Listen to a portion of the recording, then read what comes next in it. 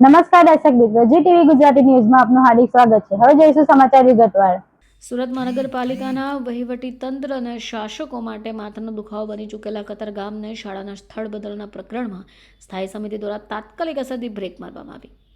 આમ આદમી પાર્ટીના કોર્પોરેટરના વિરોધ અને ધરણા પ્રદર્શનને આજે બપોરે મળેલી સ્થાયી સમિતિની બેઠકમાં રાજન પટેલ દ્વારા નિર્ણય લેવાયો। જે સ્થળો પર શાળાના નિર્માણની કામગીરી ચાલતી હોય તેની પર તાત્કાલિક અસર અટકાવી દેવાનો આદેશ અપાયો છે। બીજી બાજુ વિવાદના મૂળ સુધી પહોંચવા તપાસ પણ કરાશે। ઝોન બોર્ડ નંબર 7 માં જે સ્થળ ઉપર સુમન શાળા મંજૂર થઈ હોય રાતોરાત આ સ્થળ બદલાઈ ગયું અને સુમન શાળાની કામગીરી શરૂ થઈ ગઈ હતી। જોકે સ્થાનિક ધારાસભ્ય દ્વારા ભલામણ કરાઈ હોય, જેને પગલે ભાજપના કોર્પોરેટર નરેન્દ્ર પાંડવ દ્વારા શરૂઆતમાં વિરોધ થયો હતો। આમ આદમી પાર્ટી દ્વારા પણ આ મુદ્દે વિરોધ થતાં રાજકારણમાં ગરમાટો આવી ગયો છે।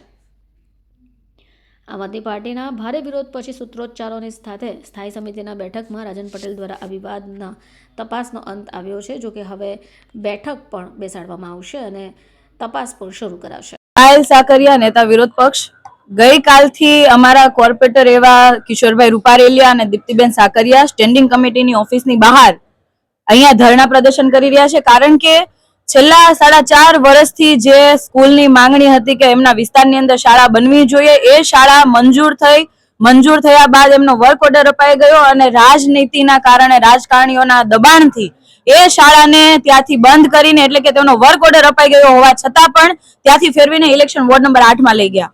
આમ આદમી પાર્ટીની તો સતત એક જ માંગ છે કે તમામ વોર્ડની અંદર શાળાઓ બનવી જોઈએ।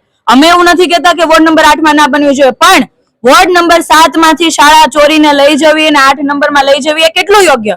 વર્ક ઓર્ડર અપાઈ ગયો છે, શાળા બનવાની છે, છતાં પણ એ લોકોએ ફેરફાર કર્યો, કારણ કે એ જે જગ્યા છે એ જગ્યા ખૂબ મોકાની જગ્યા છે, કરોડોની જગ્યા છે અને આ કોઈ બિલ્ડરની એના ઉપર નજર હશે, જેથી ભાજપને ખબર પડી કે ભાઈ આ ખરેખર આપણે કોઈ આપણા મળતિયાઓને આપીએ તો એમાં આપણા મળતિયા એમાં કમાઈ શકે એમ છે, જેથી લોકોની પરવા કર્યા વગર, વિસ્તારના બાળકોની પરવા કર્યા વગર એમણે શાળાને ફેરવી છે।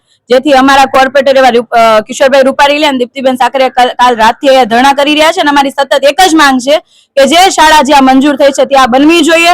ભલે વોર્ડ નંબર 8 ની અંદર બનાવો, અમારો વિરોધ નથી, ત્યાં પણ બનવી જોઈએ, પણ જ્યાં મંજૂર થઈ છે ત્યાં કેમ નથી બનાવવા આવતી, ત્યાં પણ બનાવવી જોઈએ।